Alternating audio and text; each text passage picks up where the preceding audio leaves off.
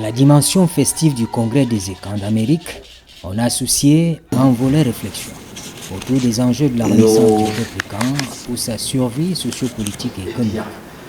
À ce propos, une conférence a réuni autour de la même table historiens, chercheurs, notabilités traditionnelles et présidents d'associations.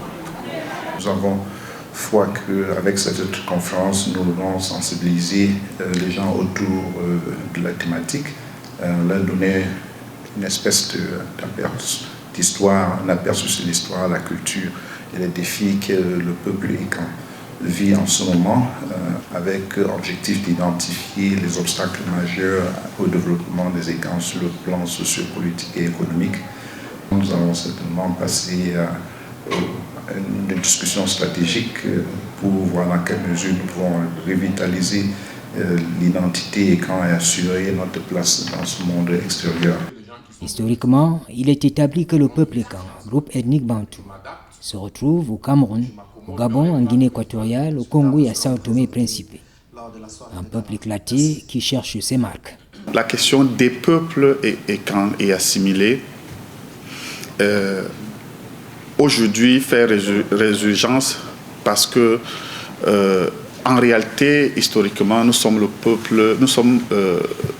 le peuple qui a été le plus martyrisé et maltraité, si on ne reste qu'au niveau de l'Afrique centrale.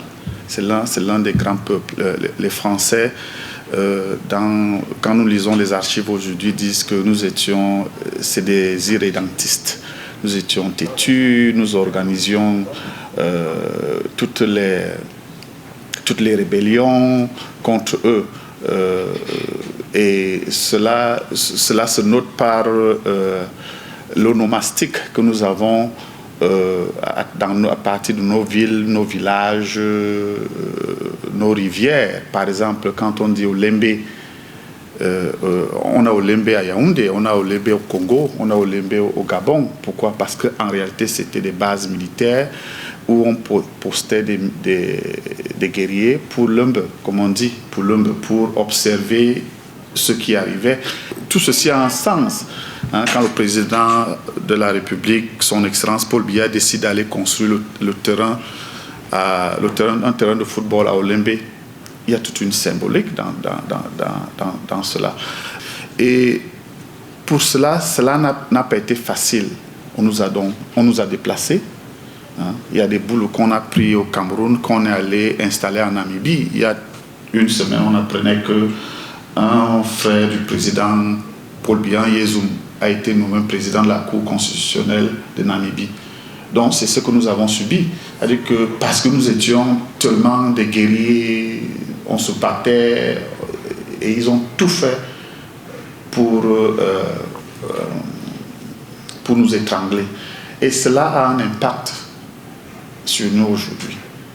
Cela a un impact sur nous aujourd'hui. Nous sommes un peuple qui erre, qui a des problèmes à se retrouver, un peuple qui cherche ses marques. Et le thème de la Renaissance, c'est vrai, nous ne sommes pas morts, aujourd'hui peut nous permettre de réfléchir sur cela. La dynamique impulsée se veut fédérative. Le Cameroun est certes une mosaïque culturelle, mais cette mosaïque culturelle est composée de différents groupes ethniques qui ont des passés aussi différents. Chez nous, les écans, nous savons très bien que le christianisme a fait de nous des démocrates. C'est-à-dire que vouer le culte peut-être à une autorité suprême n'est pas la chose la plus aisée. La démocratie se fait d'une certaine manière chez nous. Donc nous sommes un peuple éclaté et qui constitue dans son éclatement, des anarchies. Et ces anarchies, aujourd'hui, ont décidé de suivre cette voie qui est ordonnée. Et nous-mêmes, dans cette voie ordonnée, nous avons décidé de sacrifier nos égos et de noyer le volet surdimensionné dans la Sanaga. Au regard des idées qui structurent le monde, il est donné de constater que la culture est devenue un enjeu stratégique. Oui, on peut se servir de notre culture pour conquérir le monde. Et pour cela, nous devons donc nous réapproprier notre patrimoine matériel, c'est-à-dire les arts, et notre patrimoine immatériel. Actuellement, nous avons 403 objets au musée du Quai Branly, les femmes, ce que nous appelons les femmes, les écans. Nous avons 403 objets au musée du Quai Branly de Paris actuellement. Nous avons à peu près 230 au musée du Louvre. Et dans le monde entier, les peuples écans ont environ 7300 objets répartis dans le monde. Si vous allez, que ce soit en Allemagne, dans les multiples musées, ou en Espagne, ou en Belgique, toutes ces œuvres-là doivent devenir un enjeu pour nous, les écans. Nous devons nous constituer pour demander à ce que ces œuvres soit nous reviennent, soit que nous ayons accès à cela, soit que nous pouvions avoir un mot à dire par rapport à cela. Je vous rappelle que le masque le plus cher du monde actuellement, c'est un masque fan.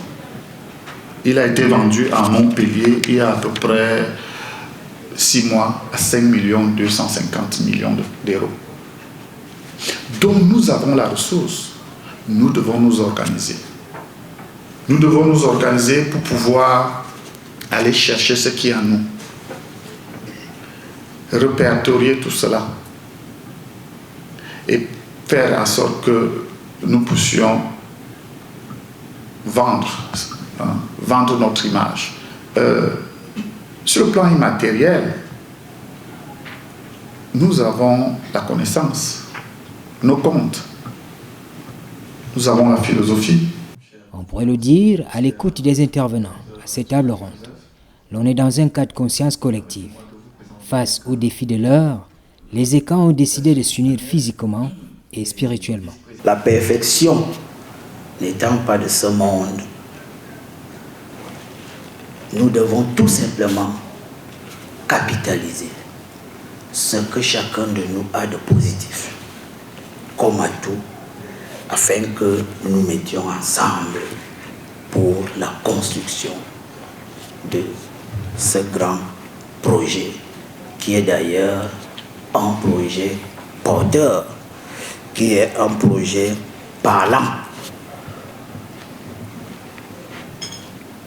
C'est pas anodin lorsque le peuple écan aujourd'hui pense à être un. Il nous revient également de faire de même, de regarder dans la même direction, même si on ne peut pas se regarder dans les yeux. L'important, c'est de regarder dans la même direction. Son Excellence, Monsieur l'ambassadeur, l'a réitéré, que son souhait, c'est de voir les fils et filles écans ensemble. Son discours n'est que la matérialisation de la volonté de notre Numungi national. À l'image des autres communautés, la démarche d'ensemble entreprise prend appui sur l'autorité traditionnelle, dont le pouvoir doit être renforcé. Vous êtes aux États-Unis et vous faites beaucoup de littérature. À l'Ouest, ils sont pragmatiques et réalistes. C'est l'économie. À l'Ouest, je vous dis, les chefs roulent en V8. Ce n'est pas l'État qui leur donne. C'est nous qui leur donnons. C'est leurs élites qui leur donnent. Pour que votre chef soit fort, c'est l'élite qui donne au chef. J'ai eu un problème en Turquie. J'achète des conteneurs dans une société. Et dans cette société-là, il y a un bonhomme qui travaille là-bas. Ils m'ont détourné un conteneur. On m'a dit, va dans leur chefferie traditionnelle parce qu'ils ont un tribunal traditionnel. C'est ça. Je suis allé à Yaoundé, dans leur tribunal traditionnel. On nous a mis au tribunal pendant au moins 4 séances. On nous a jugés. Et laissez-vous tranquille, on m'a donné une grosse de leur tribunal. Alors, il a protesté, nous sommes allés à la chefferie de son village, à Bamongoum. On a jugé, on m'a encore délivré une grosse pour lui dire, va remettre le conteneur de Zambo. C'est ça. Leur chefferie traditionnelle. Et il fallait voir le parterre de personnalités. Ces gens respectent la chefferie. Nous avons besoin de soutenir nos chefs, de reconstruire nos chefferies. Sur le plan politique, ça nous aidera d'avoir des chefs forts, puissants, qui peuvent parler, qui pensent à leur communauté, qui peuvent dire non et qui peuvent dire oui. La préservation du socle culturel est ici perçue comme essentielle pour se projeter dans le futur. À l'université de Paris 1 Sorbonne, je suis originaire du département d'Alequier, plus précisément de la ville d'Obala.